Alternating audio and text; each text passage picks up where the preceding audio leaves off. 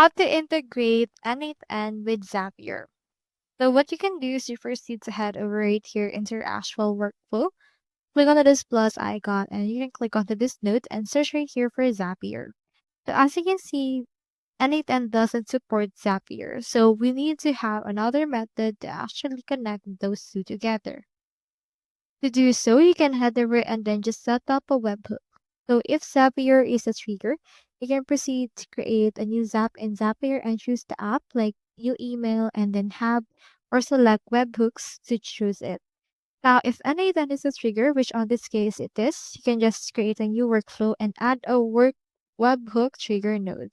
Just click onto this plus icon, click onto this search and search right here for webhook.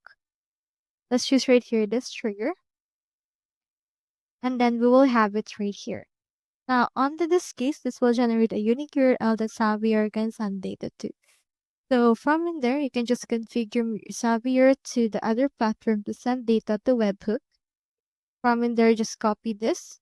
And on Zapier, just add this URL from there in order to connect those two together.